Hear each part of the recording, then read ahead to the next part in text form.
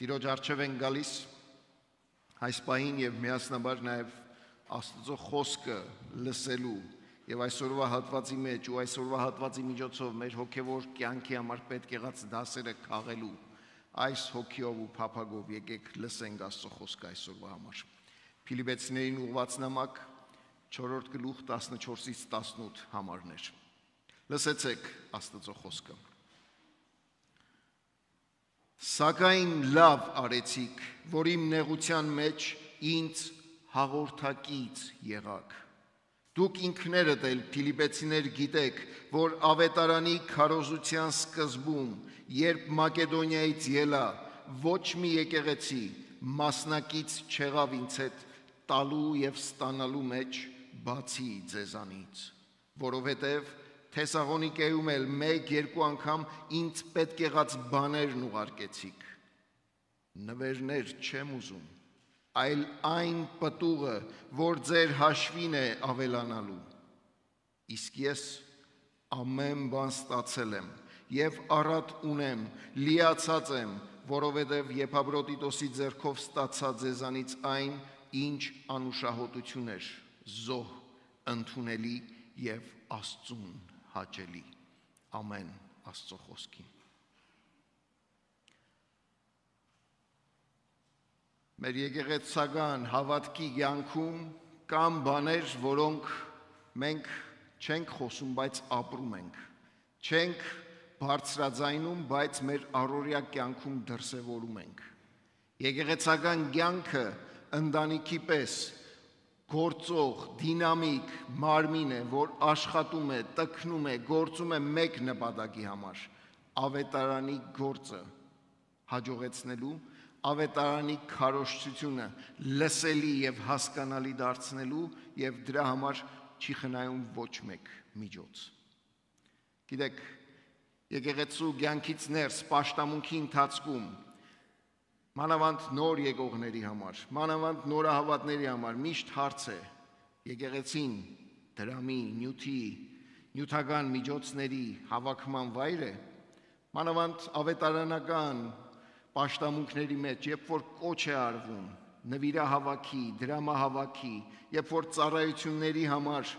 դրամներ են հավաքվում, շատ մարդիկ իրենց մեջ հարցնում են, արդյոք սա ընդունելի է Աստծո ներկայության մեջ, ինչ գալիս ես Աստծուն պաշտելու դրամական խոսակցությունները, նյութերը, կոչերը, արդյոք սրանք տեղին են։ Չգիտեմ դուք ինչպես եք մտածում, բայց որպես եկեղեցու հովիվ, եկեղեցական կյանքի եւ ծառայության մեջ Աստծո խոսքը սերտող, ուսումնասիրող, ես իմ կյանքում շատ եմ հանդիպել նման հարցադրումների։ Սա ինչ է։ Եկեղեցին կանչված է հոգևոր բաների մասին խոսելու, հոգևոր բաներ սովորեցնելու, այո եւ ամեն։ Բայց այսօրվա հատվածը եւ այսօրվա հատվածի մեջ Պողոս առաքյալի ուսուցումը ուղեցույց է, որովհետեւ մենք նաեւ քննենք եւ վերանայենք մեր հասկացողությունը պաշտամունքի մեջ եւ առասարակ հոգևոր կյանքում տալու մասին։ Պողոս առաքյալ այս նամակի մեջ չի թաքցնում իր ուրախությունը, իր երախտագիտությունը, իր ամենադրական լիցքերով նախադասություններն ու մտքերը տեղ են գտել այս հատվածում եւ նա բարձրաձայնում եւ հիշեցնում է եկեղեցուն իրենց ընթացքի մասին։ Նայեցեք ինչ է ասում 14 համարը. Սակայն լավ արեցիք, որ իմ նեղության մեջ ինձ հաղորդակից եղաք։ Ինչու սակայն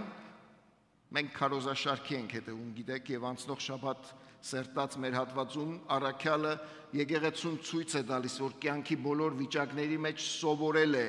գոհ լինել։ Եվ այդ սովորել են, եթե հիշում եք խոսեցինք, հոգևոր հավատքի կյանքի համար մեծագույն, գերագույն գաղտնիքն է սովորել բավարարված լինել Աստծո մեջ եւ Աստծո միջոցով, սովորել գնահատել ունեցածը եւ չկենտրոնանալ չունեցածի վրա, Աստծո տվածների մեջ ուրախ լինել եւ վայելել ինչ որ ունենք ինչի մեջ որ ենք արդեն։ Եվ առաքյալը, որպեսզի սխալ չհասկացվի, եւ այս եկեղեցին, որ առաքյալին միշտ աջակցում էր, ցույց է տալիս, որ այս հոգեվիճակի մեջ խիստ գնահատելի է նաև ձեր նյութական աջակցությունը։ Եվ որքան որ նյութականի մասին է խոսում, 14 համարի մեջ գործածում է մի բառ, որ ավելին է, քան նյութական աջակցությունը։ Նայեցեք 14 համարին։ Սակայն լավ արեցիք, որ իմ նեղության մեջ, եւ այս նեղությունը իր իրավիճակն է, բանտի մեջ, կապված, անորոշության մեջ, սահմանափակված եւ վաղվա օրվա հանդեպ անորոշ սպասումով։ Ինձ հաղորդակից եղաք, ասում է առաքյալը։ Այս ավետարանը, որը լսեցին Փիլիպեցիները Պողոսից, այս ավետարանը մնայուն եւ շարունակական հաղորդակցության մեջ պահեց եկեղեցուն Քրիստոսի հետ, եկեղեցուն ավետարանի գործի հետ, եկեղեցուն Պողոս առաքյալի հետ։ Այս հաղորդակից լինելը կարևոր բառ է, հոգևոր մեր կյանքի եւ ընթացքի մեջ։ Պողոս առաքյալը այս նամակի ամենասկզբում գոհություն է հայտնում եկեղեցուն, ասելով, որ գոհանում եմ Աստծուց եւ չեմ թաքցնում իմ ցնծությունս, ուրախությունս, որովհետեւ դուք եկեղեցի առաջին օրից մինչեւ հիմա ավետարանին հաղորդակից եղաք։ Լսեցիք ավետարանը, ընդունեցիք ավետարանը եւ հավատարիմ ապրում եք եւ քայլում եք այդ ավետարանի համաձայն։ Առաքյալը նաեւ այս նամակի մեջ խոսում է հաղորդակցության մեկ այլ բառամթերք օգտագործելով, ասում է շնորհին հաղորդակից եղաք։ Ինձ հետ միասին շնորհին հաղորդակից եղաք։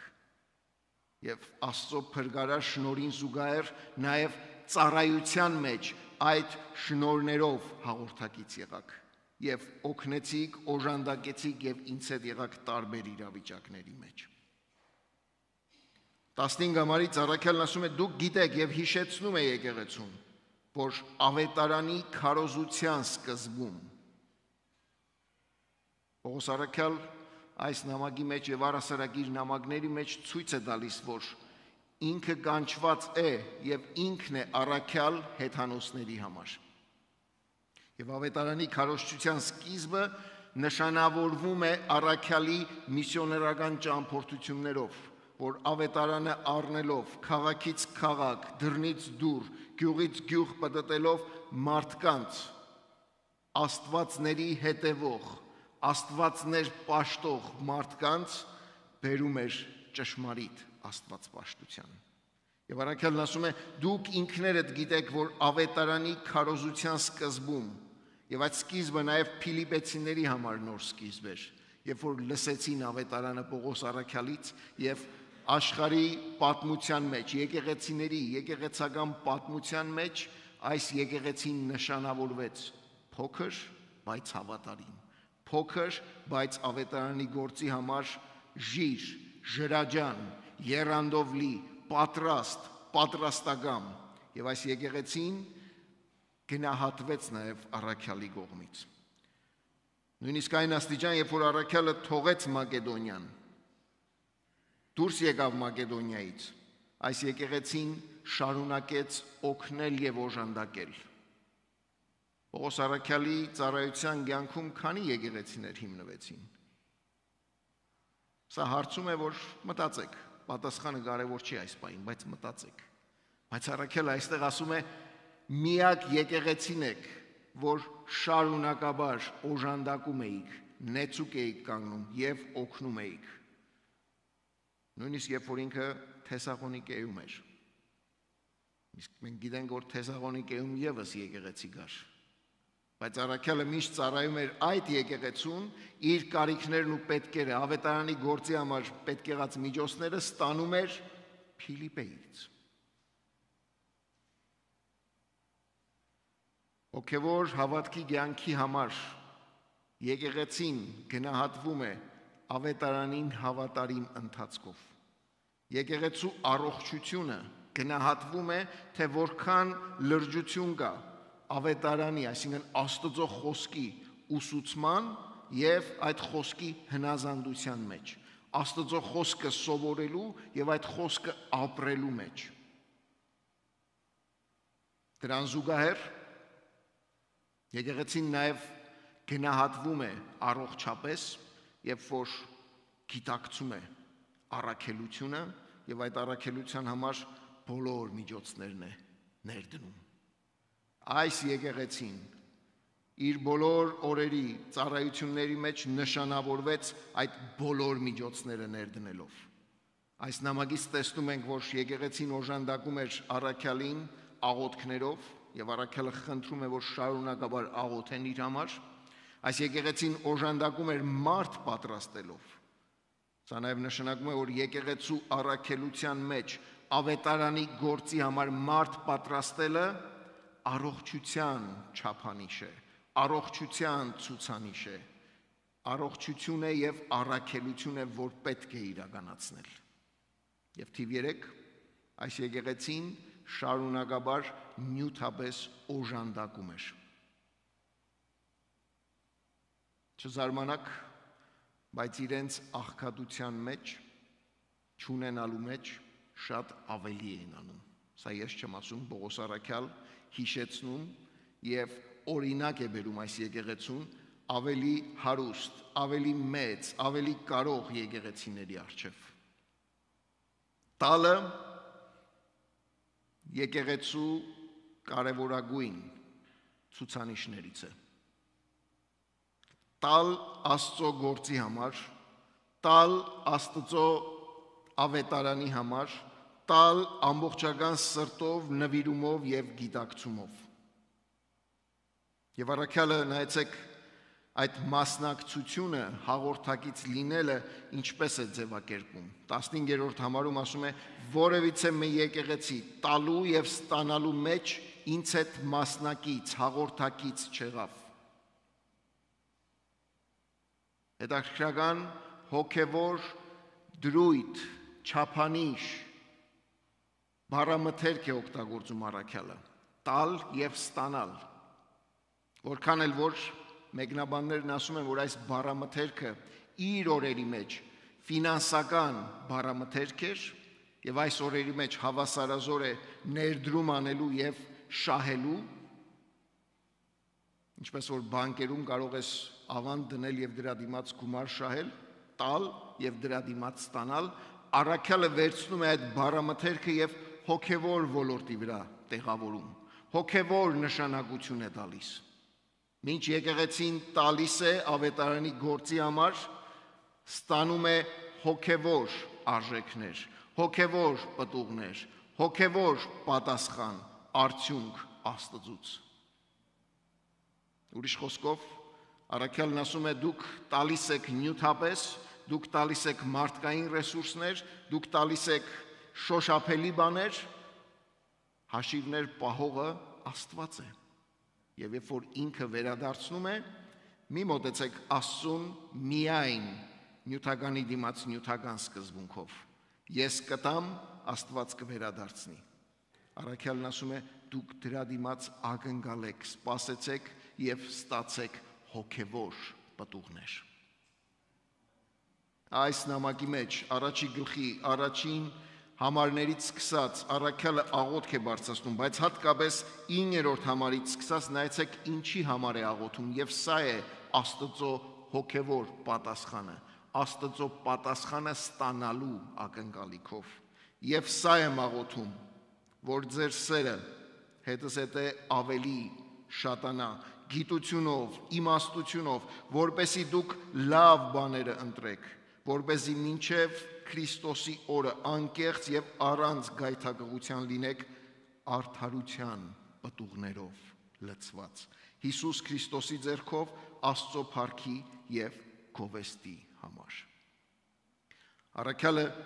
այստեղ եւս պտուղ բառն օգտագործում է 17 համարում ասելով նվերներ չի որ ուզում եմ, այլ պտուղ եմ ուզում։ Եվ հոգևոր հավատքի կյանքի մեջ եկեղեցու հավաքական շոշափելի պտուղը նյութականը չի, հոգևորն է։ Հոգևորն է։ Սերը շատացած, գիտությունն ու իմաստությունը առատացած, Քրիստոսի երկրորդ գալստյանը սպասելով միասնաբար եւ այդ սպասման մեջ ակտիվ ավետարանի գործի մեջ նվիրված, եկեղեցին կանչված է ծառայելու եւ այդ արդարության պտուղները ի ցույց դնելու։ Հետաքրքրական է, նոր սկզբունք, նոր չափանիշ։ Դու տալիս ես Աստծուն քո կյանքդ, ժամանակդ եւ ինչ որ տվել է քեզ, դրա դիմաց Աստված քեզ վերադարձնում է հոգևոր պտուղներ, արժեքներ, որոնք կերտում, շինում, բարձրացնում են քո հավատքդ եւ քո պատկանելիությունդ։ Այս իմաստով այս եկեղեցին առանձնացավ եւ այս իմաստով այս եկեղեցին դարձավ առաքյալին շատ հոգեհարազատ եկեղեցի։ Որքան էլ պետքը կարիքը կար նյութականի, առաքյալը շեշտը, սլաքը ուղում է դրա հոգևոր նշանակության։ Վերադառնամ իմ նյութին։ Եկեղեցական պաշտամունքի մեջ նյութական նվիրահավաք միջոցներ հավաքելու կոչերն ու աղոթքները տեղին են, թե անտեղի։ Պողոս առաքյալ շարունակում է այս միտքը եւ նայեցեք ինչ է ասում մեզ։ Նվերներ չեմ ուզում, այլ այն պտուղը, որ ձեր հաշվին է ավելանալու։ Եվ 18-րդ համարից այս